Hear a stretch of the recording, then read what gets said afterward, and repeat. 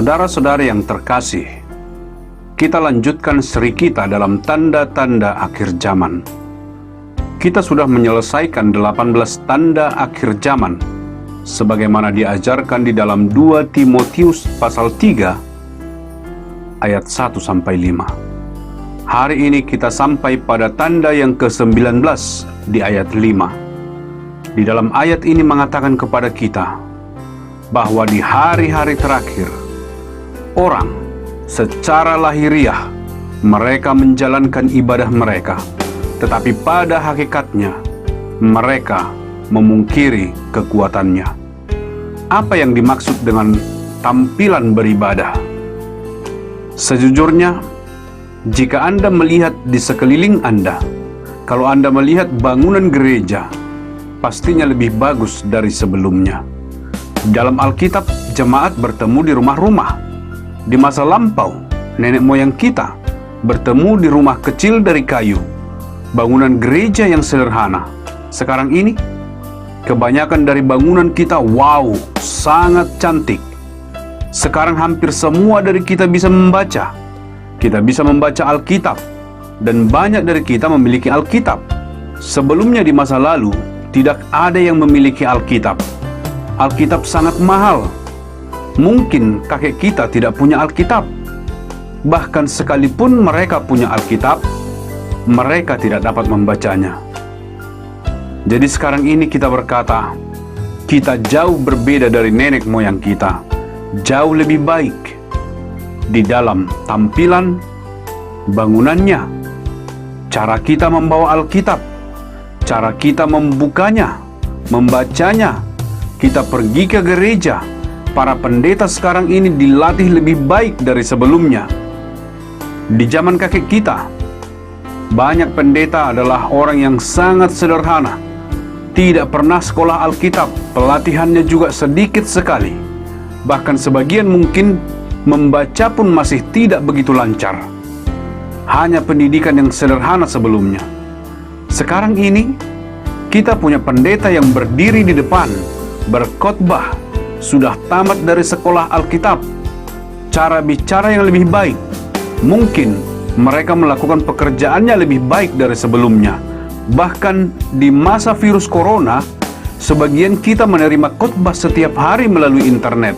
Jadi, semua tampilan ini tidak pernah sebagus ini sebelumnya.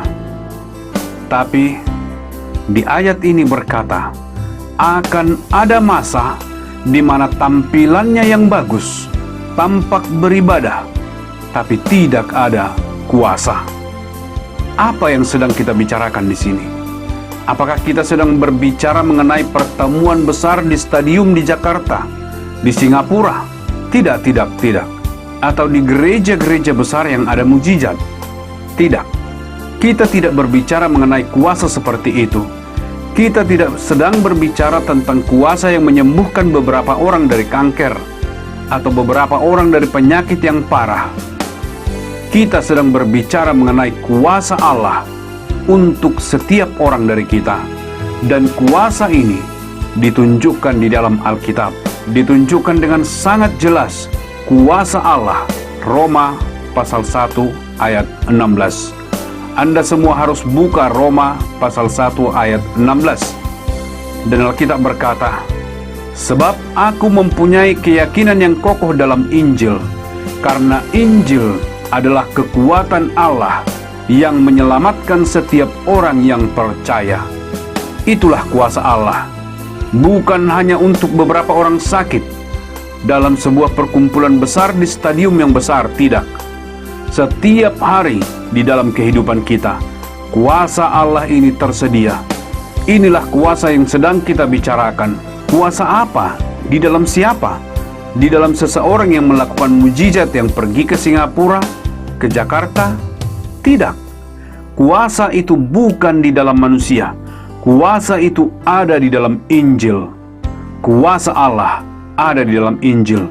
Injil yang sederhana itu, salib yang sederhana itu, yang mengajarkan kita bahwa Kristus naik ke kayu salib 2000 tahun yang lalu, mengambil semua dosa-dosa kita, dosa di masa lalu, dosa di masa sekarang, dan dosa di masa yang akan datang, dibayar semua di atas kayu salib.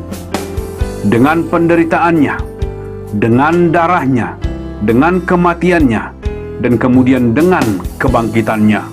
Wow! Supaya setiap orang yang percaya kepadanya tidak akan binasa, melainkan beroleh hidup yang kekal. Ini dikatakan di dalam Roma pasal 1 ayat 16.